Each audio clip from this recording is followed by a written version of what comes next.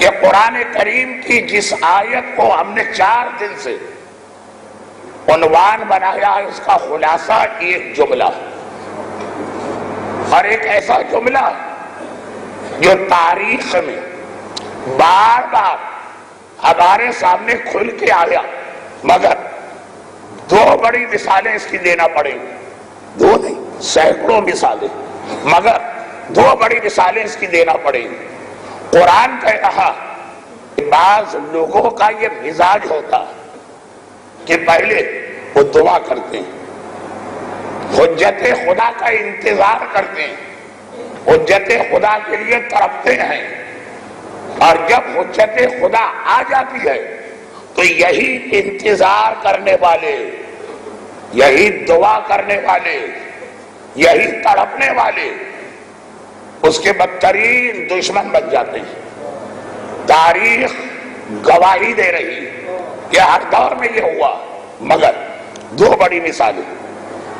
اللہ کا رسول جس انداز سے پیغمبر سے پہلے کے یہودی اللہ کے رسول کے لیے تڑپے، ہم اور آپ تو اپنے امام کا کیا انتظار کریں گے جو یہودیوں نے رسول خدا کا انتظار کیا، صدیوں، نسلوں، پشتوں پیغمبر کے انتظار میں یہودی دنوں رات گزار رہے ہیں۔ دعا نہیں، دعا تو ہم بھی مانگتے ہیں، عملی تیاری قوم یہود، جس کے بعد دولت زیادہ ہو گئی۔ یہ بات ہو رہی ہے رسول خدا سے پہلے کے مخلص یہودیوں کی۔ سارے یہودی برے نہیں گزرے تاریخ میں، مخیرق بھی تو پیغمبر کے زمانے کا ایک یہودی تھا، ایک نماز پڑھے بغیر جنت میں گیا، کتنی بڑی اس نے قربانی دی۔ یہ ہم دوران حج اور عمرہ اطراف میں مدینہ کی زیارات میں بتاتے ہیں، جب مخیرق کے باغات دکھائے جاتے ہیں، یہ دیکھو باغ سلمان مخیرق کی زمین پر، یہ دیکھو ماریہ قبطیہ کی قبر مخیرق کی زمین پر، یہ دیکھو مسجد فضیح مخیرق کی زمین پر، یہ دیکھو یہودی دلہن کا واقعہ جو معجزے کی شکل میں ہمارے یہاں کہانی پڑھی جاتی ہے، مخیرق کی زمین پر۔ اس وقت اس کا واقعہ بیان کرتا ہوں، آج تو خالی ایک اشارہ آ گیا۔ مخلص، سنسیئر یہودی، ہر یہودی مرتے وقت اپنی جائیداد کا ایک بڑا حصہ آخری رسول کے لیے وقف کر کے جاتا تھا، درہم، دینار، کنیز، غلام، باغات، زمین۔ اور قوم یہود میں جو بھی ایسا بچہ نظر آتا ہے جو طاقتور ہو، اسے فوراً منتقل کر دیا جاتا کہ اسے حفاظت کے ساتھ رکھو، باقاعدہ فوجی ٹریننگ دلواؤ، یہ رسول خدا کے نام پہ وقف ہے، آخری نبی آئے گا یہ ان کی فوج میں شامل ہوگا۔ قوم یہود میں جو بھی ذرا انٹیلیجنٹ، ایک ہے جسمانی طاقت، ایک ہے دماغی طاقت، اسے پیغمبر کے نام پہ والدین وقف کر دیتے ہیں۔ کیا ہم رسول خدا کا ایسا انتظار کر رہے ہیں؟ ہمارا اچھا بچہ ڈاکٹر بنے گا، انجینئر بنے گا، چارٹرڈ اکاؤنٹنٹ بنے گا، دین کے راستے پہ نہیں چلے گا۔ ہمارا پیسہ والا اپنے پیسے کو امام زمانہ کے لیے وقف نہیں کرے گا، 10 کنال کی کوٹھی بنانا، زیورات کے اتنے سیٹ بنانا، بیٹی کی شادی میں جہیز کے نام پر اتنی فضول خرچی کرنا۔ جو انتظار یہودیوں نے کیا، ہم تو اس کا 1.25 حصہ بھی نہیں سوچ سکتے۔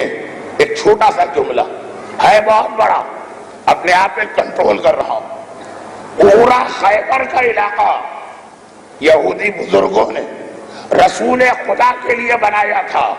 وہ ساری دولت جو آپ نے سنا خیبر کا مال غنیمت، خیبر کا مال غنیمت، اصل جملہ یہ ہے کہ خیبر کی ساری دولت خیبر والوں کی تھی ہی نہیں، یہ رسول خدا کے نام پر ان کے بزرگ پشتوں پہلے وقف کر کے گئے تھے، جب آخری رسول آئے گا یہ رسول کو دے دے۔ پیغمبر نے جب خیبر پہ حملہ کیا، خیبر کا مال غنیمت مدینے آیا، یہ حق بحقدار رسید، پیغمبر کی دولت ہی پیغمبر کو ملی۔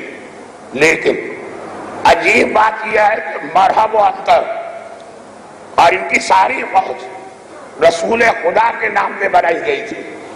ان کے بزرگوں نے کہا تھا ہماری اولاد میں جو طاقتور بچہ پیدا ہو اسے پیغمبر کے نام پہ رکھ دینا. جب آخری رسول آئے وہ پیغمبر کے پرچم تلے پیغمبر کی حمایت میں جنگ کرے. جو پیغمبر کی حمایت میں تیار کیا گیا وہ اسلام کا سب سے بڑا دشمن بنا. اب یہی وہ حقیقت. ذرا میں اس موضوع پہ آگے بڑھ گیا تو آج کی ساری مجلس بھی ناکافی. میں تو آپ کو یہ بتا رہا ہوں کہ انتظار، لیکن کیسا انتظار؟ اچھا یہ جو میں نے بات کہی اگر آپ کو اور ڈیٹیل میں پڑھنا سورہ بقرہ کی تفسیر میں آیت نمبر 89 کا بیان پڑھ لیجئے گا. علماء پورا واقعہ لکھتے ہیں. خیبر آباد کیسے ہوا، کس نے آباد کیا، کس کے نام پر آباد کیا، دولت کے ذخیرے وہاں کس طرح منتقل ہوئے. خیبر والوں کے پاس اپنی دولت نہیں، ساری دنیا کی دولت کھینچ کے آتی ہے. مگر اتنی شدت کے ساتھ رسول کا انتظار.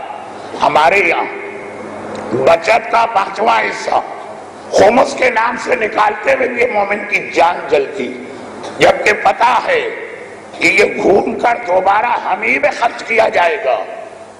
مگر جان نکلتی ہے خمس دیتے ہوئے. وہ یہودی با وفا، سچے، مخلص، دیندار، اپنے انتظار اور اپنی نیت میں خالص. مگر آگے چل کے کیا ہوا؟ وہی انتظار کرنے والوں کی اولاد اسلام کی اتنی بڑی دشمن بنی.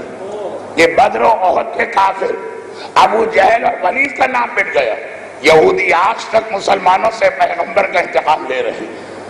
ایک مثال، میں نے کہا مثالیں بہت ہیں، میں صرف 2 مثالیں دوں گا. آیت کا ترجمہ پھر سنیے. اے ابھی یہ وہ لوگ ہیں جو تیرے آنے سے پہلے تیرا انتظار کر کے دعا مانگ رہے. جب تو آ گیا یہی تیرے خلاف ہو گئے. اللہ کی لعنت ان مخالفوں پر. پیغمبر. دوسری مثال، آقا حسین. کوفے والے اس طرح تڑپ تڑپ کے آقا حسین کا انتظار کر رہے ہیں. خطوط بھی لکھے جا رہے ہیں، ڈیلیگیشن بھی بھیجے جا رہے ہیں، آقا حسین کا انتظار بھی کیا جا رہا. اور ایسا انتظار کہ ہر آنے والے پر انہیں شک ہونے لگتا شاید حسین آ گئے. اتنی عجیب بات ہے، کتنی عجیب بات ہے. جب ابن زیاد کوفے کا گورنر بن کے آیا تو سارا کوفہ یہ سوچ کر اس کے استقبال کے لیے نکل آیا کہ ابن زیاد نہیں آیا ہے، آقا حسین آئے. انتظار، خط، ڈیلیگیشن. راتوں کی نیند اڑ گئی. روزانہ کوفے کے دروازے پہ کھڑے ہو کے دیکھتے رہتے ہیں کہاں سے آقا حسین آئے. مگر بدلے تو کیسا بدلے کہ اسی کوفے کے بازاروں میں جناب زینب کو وہ خطبہ دینا پڑا جن میں کوفے والوں پہ لعنت بھی کی گئی اور انہیں بتایا بھی گیا کہ آگے چل کے تمہارا انجام کیا ہوگا. یہ 2 بڑی مثالیں، باقی مثالیں چھوڑ دیجیے. یہ 2 بڑی مثالیں ہمیں اور آپ کو آگاہ کر رہی ہیں کہ آخری امام کا انتظار کرنے والوں ایسا نہ ہو کہ آخری امام کے آنے کے بعد تمہارے معاشرے میں بھی اینٹی کلائمیکس ہو جائے. انتظار کرنے والے ہی امام کے مخالف ہو جائیں، انتظار کرنے والے ہی امام کے دشمن ہو جائیں. جبکہ ہمارے پاس پہلے سے 200 سے زیادہ حدیثیں موجود ہیں. 200 پہلے سے ہمارے پاس 200 سے زیادہ حدیثیں موجود ہیں. اس میں صادق آل محمد امام جعفر صادق علیہ السلام سے ارشاد فرمایا کہ جب میرا بیٹا آئے گا تو سب سے پہلی جنگ نہ کافروں سے کرے گا، نہ مشرکوں سے کرے گا، نہ منافقوں سے کرے گا. سب سے پہلی جنگ جو امام کریں گے وہ اپنے انتظار کرنے والے اور چاہنے والوں سے کریں گے. اور پہلی تلوار امام کے کسی کافر کی گردن کو نہیں کاٹے گی. پہلی تلوار مومن کی گردن پہ چلے گی۔ اب جب یہ روایتیں بھی آ گئی، تاریخ کے دو بڑے واقعات بھی آ گئے اور قرآن کی آیت بھی آ گئی، تو کیا وقت نہیں آیا کہ ہم اور آپ ایک مرتبہ یہ سوچیں کہ ایسا کیوں ہوتا، یہ خرابی کسی قوم میں کب پیدا ہوتی ہے، اور اپنے آپ کو بچائیں کہ ہمارے ساتھ بھی یہ واقعہ پیش نہ آئے۔ یہ خرابی دو وجوہات سے پیدا ہوتی ہے، دو وجوہات۔ ایک علم کی کمی کی وجہ سے، جہاں پہ میں یہ سوالات کا ذکر میں نے اسی لیے کیا کہ آپ کو وہاں لے جانا تھا۔ خیبر کے یہودیوں نے زمانے کے امام کا انتظار کیا، فوجیں جمع کر کے، خزانہ جمع کر کے، ہتھیار جمع کر کے۔ ان چیزوں کی امام کو ضرورت نہیں، اپنے اور اپنے بچوں کو معرفت امام رسول نہ کرائی، یہ نہ پہچانوایا کہ رسول کون ہے اور کیسے رسول کو پہچانو گے۔ اگر معرفت نہ ہو تو نہ خزانہ کام آتا، نہ ہتھیار کام آتے، نہ فوج کام آتی ہے۔ جس کے لیے رکھی گئی ہے معرفت نہ ہو اسی کے خلاف ہو جاتے۔ معرفت، اور معرفت ہمیشہ علم کے ساتھ آتی ہے۔ شیطان یہی نہیں چاہتا۔ اب ایک جملہ ایسا کہہ رہا ہوں جو آج جعفری ہاؤس کی مجلس میں 5 دن کی محنت میں آ چکا، تو وہاں تقریر ہوئی تھی آپ کے لیے صرف ایک جملہ، اور یہی وجہ ہے کہ ہماری قوم کی جہاں بات آئی، شیطان کو پتا امام کا انتظار کرنے والے تو یہی لوگ ہیں، امام کا ساتھ دینے والے تو یہی لوگ ہیں۔ جس طرح سے میں نے یہودیوں کو انتظار کے بعد بہکا دیا، وہی طریقہ ان پہ کیوں نہ اختیار کرو۔ وہاں بھی یہی کیا، ہتھیار رکھوا لیے، درہم و دینار جمع کروا لیے، فوجیں بنا لی، انہیں معرفت رسول نہ کرنے دی۔ یہاں بھی یہی کرو، ان کو اتنا علم سے دور کر دو۔ اور علم سے کیسے دور ہوگا؟ یہ خود امام نے فرمایا کہ آخری زمانے میں اللہ دنیا سے علم کو اٹھانے لگے گا۔ فرزند رسول علم کیسے اٹھایا جاتا؟ کہ علماء کی موتیں کثرت سے ہونے لگیں گی۔ عالم کا چلا جانا، عالم کا جانا نہیں ہے، علم کا جانا۔ اب عالم سے دشمنی رکھنا، عالم سے دشمنی نہیں ہے، علم سے دشمنی ہے۔ مرجعیت کے خلاف آج اتنا زبردست موومنٹ کیسے چلایا جا رہا؟ ایک دم بیٹھے بیٹھے ایسا لگا ہماری قوم جوان ہو گئی ہے۔ پہلے بچے تھے، ہمارے بزرگ سب نادان تھے، ہمارے ایمان رکھنے والے پورے خانوادے نہ سمجھتے۔ عقل تو ہم میں آئی ہے، سمجھ تو ہم میں آئی ہے، جوان تو ہم ہوئے ہیں۔ ہمیں پتا چلا آج یہ نائب امام نعوذ باللہ سب غلط، آج ہمیں پتا چلا یہ سب جھوٹے، آج ہمیں پتا چلا یہ ہمارے عقیدے خراب کر رہے ہیں، آج ہمیں پتا چلا یہ ہمارے عمل میں کوتاہی کر رہے ہیں۔ اللہ اللہ، ایسا نیا انکشاف آج ہو رہا ہے ملت جعفریہ پر۔ جس قوم کا امتیاز، جھومر، فخر یہ تھا کہ ہمارے پاس اجتہاد کا دروازہ کھلا ہے، اور ہمیں ایسے نائب امام ملے ہیں کہ ایسے تو امام بھی دوسری قوموں کو نہیں ملے، ان کے امام سے ہمارے نائب امام بہتر ہیں۔ وہی قوم اپنے مراجع، اپنے نائبین امام اس لیے مخالف ہو رہی ہے کہ یہ چاہتے ہیں جو ہم کہیں ویسا وہاں سے فتویٰ ہے، جو ہم کہیں وہ ہماری ہر بات پہ خالی سائن کر دیں۔ ہم کہیں نماز ایسی پڑھو، وہ کہیں آمنا و صدقنا۔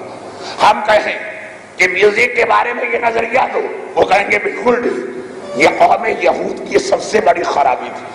چنانچہ وقت نہیں کہ میں اتنے بڑے موضوع پھیلا کر اور پھر سمیٹ پاؤں، تو اسی میں بات ختم کر رہا ہوں۔ دو بڑی خرابیاں تھی قوم یہود میں، ورنہ نیت ٹھیک، عمل ٹھیک، پیغمبر کا انتظار، عبادت ٹھیک۔ دو بڑی خرابیاں، معرفت رسول کے لیے کوئی کوشش نہیں، اور جب معرفت امام کی جائے گی تو ہمیشہ مرجعیت سمجھ میں آئے گی۔ کیونکہ سوال یہ ہوگا کہ اگر آپ نے امام کو پہچانا تو کیا پہچانا؟ امام اللہ کا نمائندہ اس دنیا میں، وہ پردہ غیبت میں گئے تو دین کو کس کے حوالے کر کے گئے؟ سوائے مرجعیت کے آپ کے پاس کوئی جواب نہیں ہوگا. پہلی بات، معرفت امام کا لازمی نتیجہ ہے مرجعیت، اور یہی شیطان نہیں چاہتا. آج سارا زور اس نے لگا دیا کہ ہماری اپنی قوم اپنے ہاتھ سے اپنے علماء کا قتل کرے، جو یہودیت کر چکی. یہودیت اپنے ہاتھ سے اپنے علماء کو قتل کر چکی. دوسری خرابی، تکبر، غرور، دولت، جائیداد، مکان، کاروبار اور عہدے کی لالچ. ابو عامر واقعہ سنی. ابو عامر، مجھے پتہ نہیں کیوں ایک یقین سا ہو رہا کہ ہمارے بچوں نے اس کا واقعہ کبھی نہیں سنا ہو، جبکہ بار بار سننے کا واقعہ، خاص طور پر آخری زمانے کے اس ماحول میں، اس میں بظاہر یہ لگ رہا ہے کہ ظہور امام کا زمانہ قریب آ رہا بظاہر. اچھا ایک بات سن لی، کثرت کے ساتھ حدیثیں آئی کہ سب سے بڑا جھوٹا وہ ہے جو امام کے ظہور کی تاریخ مقرر کرے. یہ اللہ کا راز ہے جو کسی کو نہیں معلوم. اگر کوئی کہہ دے کہ میری ریسرچ یہ کہتی ہے، میری کیلکولیشن یہ کہتی ہے کہ فلاں زمانے میں امام آنے والے، جھوٹا ہے وہ. اور اگر کوئی کہہ دے کہ خود امام نے مجھ سے ملاقات کی اور بتایا کہ میں فلاں تاریخ کو آ رہا ہوں، اس سے بڑا جھوٹا تو کوئی ہو ہی نہیں سکتا. مگر نشانیوں سے تھوڑا تھوڑا اندازہ ہو رہا کہ ظہور کا زمانہ قریب آتا جا رہا. اس میں خاص طور پر خیال رکھنا، دھوکہ نہ کریے گا. یہ دوسری خرابی بھی اصل میں پہلی خرابی ہی کی وجہ سے ہوتی. ابو عامر بڑی شدت کے ساتھ اسلام نے گناہ سے روکا. وَلَا تَنَابِزُ بِالْأَلْقَابِ، ایک دوسرے کو برے نام نہ دینا. انگریزی کلچر کی خصوصیت یہ بھی کہ ہر ایک کا ایک نک نیم رکھا جاتا، نک نیم. اسلام نے کہا خبردار، توہین آمیز لقب کسی کو نہ دینا. مگر دو آدمی ایسے جن کے اچھے نام کو رسول خدا نے بدل کر انہیں برا نام دیا. ایک ابو جہل، اس کا نام تھا ابو الحکم، حکمت کا باپ، father of knowledge, father of wisdom. پیغمبر نے کہا یہ حکمت کا باپ نہیں ہے، یہ جہالت کا باپ. آج سے اسے ابو جہل کو اتنا مشہور ہوا کہ پڑھے لکھے لوگ بھی بھول گئے کہ ابو جہل نہیں تھا، ابو الحکم تھا. وہ ایک الگ واقعہ. مگر دوسرا آدمی ابو عامر، ایک مکے کا ایک مدینے کا، ایک علم کی مثال ہے، ایک کیریکٹر کی مثال. ابو عامر مدینے کا ایک ایسا یہودی جو رسول خدا کی محبت میں دن اور رات اس انداز سے درخت کے نیچے بیٹھا رہتا ہے جیسے بعض روایتوں میں جابر ابن عبداللہ کے بارے میں آیا کہ رسول خدا نے ان کے ذریعے پانچویں امام کو سلام بھجوایا تھا. تو یہ مسجد میں بیٹھ کر بار بار کہتے تھے این الباقر، این الباقر، این الباقر. لوگ کہنے لگے جابر پاگل ہو گیا، کس کو بلا رہا، کس کو پکار رہا. پانچویں امام کی ولادت سے پہلے سے جابر این الباقر، این الباقر. ابو عامر پیغمبر اسلام کی محبت میں دیوانہ بھی تھا اور اتنی معلومات بھی رکھتا تھا کہ آخری زمانے میں ایک رسول آنے والا ہے. اپنی قوم کو چھوڑ دیا، مدینے کے درخت کے نیچے آ کے بیٹھ گیا اور لوگوں کو آخری نبی کے لیے تیار کرنے لگا. لیکن بڑے تو اس کا مذاق اڑاتے تھے. ہر نیا مومن نوجوانوں میں بہت جلدی مقبول ہوتا، نوجوان اس کے گرد جمع. مدینے کے کتنے نوجوانوں رسول خدا کے آنے سے پہلے اس نے رسول خدا کے لیے تیار کیا. اور کیریکٹر وائز اتنا اچھا، اتنا پرہیزگار، ایسا متقی، ایسا مقدس کہ مدینے کے لوگ اس کا نام ابو عامر نہیں لیتے تھے، اسے کہتے تھے راہب، مقدس، پرہیزگار، متقی. کون ابو عامر؟ ابو عامر راہب. گھر چھوڑا، جائیداد چھوڑ دی، کپڑے تک نہیں پہنتا ہے، ایک ٹاٹ کا بوریا اس میں سوراخ کر کے ایک کرتے کی طرح سے اسی کو پہن لیتا کہ آخری نبی آئے گا. اسے عیش و آرام والے لوگ نہیں چاہیے، اسے زحمت و تکلیف اٹھانے والے لوگ چاہیے، فاقہ کرنے والے، پھٹے ہوئے کپڑے پہننے والے، بغیر مکان والے. اتنی شدت کے ساتھ اس نے پیغمبر کا عقیدہ پھیلایا کہ پوری نسل مدینے میں تیار ہو گئی. مگر ہوا کیا؟ اور اشارہ بھی کرتا ہے، مدینے میں بیٹھ کے اشارہ کرتا ہے کہ ادھر سے وہ آخری رسول آئے گا مکے کی طرف. ایک ایک چیز اس کے پاس رسول کے بارے میں.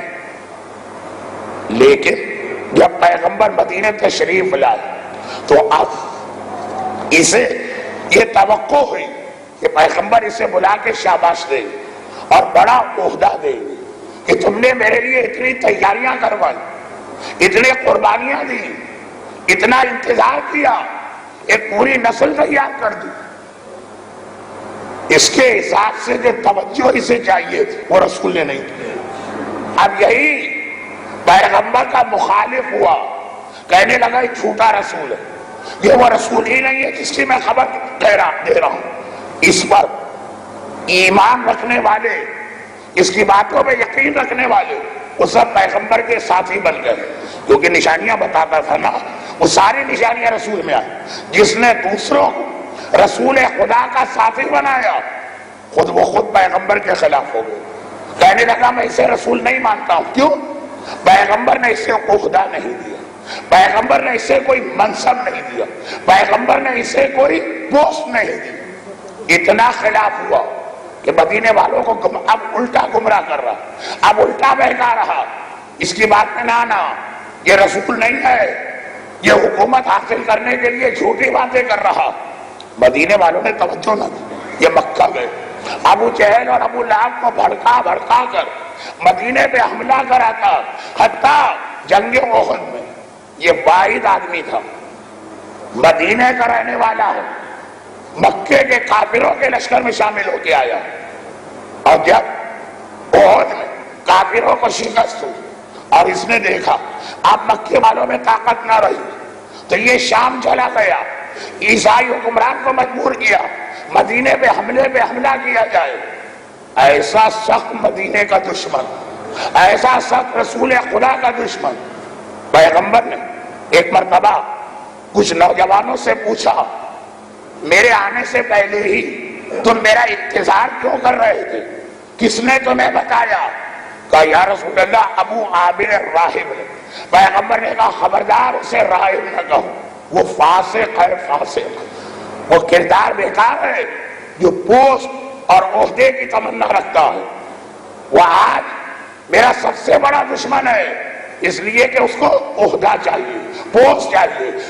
پھر عجیب جملہ پیغمبر نے کہا جب میرا بیٹا آخری زمانے میں آئے گا اس کے انتظار کرنے والے بھی کتنے ایسے ہوں گے، اس کے آنے سے پہلے راہب ہوں گے، اس کے آنے کے بعد فاسق بن جائیں گے.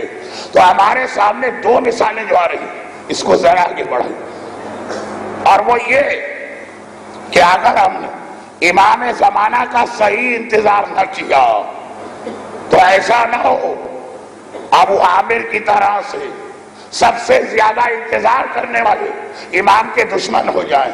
ایسا نہ ہو کوفے والوں کی طرح سے امام کا انتظار کرنے والے امام کے خلاف ہو جائیں. اب ایک چھوٹی سی بات اور سن لیجئے اور میں اپنی تقریر کے اصل حصے پہ آتا ہوں. ایک یہ واقعہ آپ نے سنا ابو عامر کا. اب ایک دوسرا واقعہ سنیں. ایک آدمی ہے حنظلہ جن کا لقب ہے غسیل الملائکہ، یعنی جنہیں فرشتوں نے آ کے غسل دیا. یہ کون ہے؟ جنگ احد ایک دم سے کافروں نے مدینے پہ حملہ کیا. مدینے والوں کو سان و گمان میں بھی نہ تھا کہ ایسا حملہ ہونے والا. کچھ چرواہے احد کے علاقے میں بکریاں چرا رہے، بھاگے آئے. یا رسول اللہ اتنا بڑا لشکر مدینے پہ حملہ کر رہا. پیغمبر نے فوراً آرڈر آف دا ڈے، فرمان امروز جاری کیا. اچانک کافر آئے، فوراً پیغمبر نے آرڈر کیا ہر آدمی ان کا مقابلہ کرنے کے لیے احد پہنچ جائے. جس حالت میں ہو، جہاں پر ہو، فوراً پہنچ کے مدینے کو بچانا۔ حنظلہ اسی رات کو شادی ہوئی اور دلہن کے پاس سے غسل کرنے کے لیے حمام جا رہے ہیں، کان میں پیغمبر کی آواز آئی۔ ہر مسلمان واجب ہے کہ فوراً احد کے میدان میں پہنچ کے مدینے کو بچائے، جس حالت میں ہو، 1 منٹ کی تاخیر جائز نہیں۔ وہ غسل خانے جاتے جاتے پلٹے اور احد کے میدان میں پہنچے، احد کی لڑائی ختم ہوئی۔ آخر شام کے وقت پیغمبر نے شہداء احد کے لاشیں جمع کی۔ مسلمان گھبرایا، کہا یا رسول اللہ، ایک لاشا ایسا ہے کہ ہمیں ڈر لگ رہا ہے اس کو دیکھ کر۔ کیوں ڈر لگ رہا؟ کہا یا رسول اللہ، اس کے بالوں سے پانی کے قطرے ٹپک رہے ہیں اور ایسا لگ رہا ہے کہ ابھی اس کو کسی نے نہلایا ہے۔ احد میں کون ہے جو اسے نہلا کے گیا؟ پیغمبر قریبا، کہا حنظلہ غسیل الملائکہ ہے، فرشتے کوثر کا پانی لے کے آئے ہیں اور اسے غسل دے کر اپنے ساتھ جنت میں لے گئے۔ یا رسول اللہ، اسے یا رسول اللہ، کوثر کے پانی سے اسے غسل کیوں دیا؟ کہا تمہیں نہیں معلوم، جب یہ میدان جنگ میں آیا تو نجس تھا، اس پر غسل واجب تھا، میرے حکم کی وجہ سے فوراً آیا، اب جنت میں جانے کے قابل نہیں ہے، چنانچہ فرشتوں نے خود اسے پاک کیا اور اپنے ساتھ لے کے گئے۔ ایسا مجاہد اسلام، مگر معلوم ہے یہ کون؟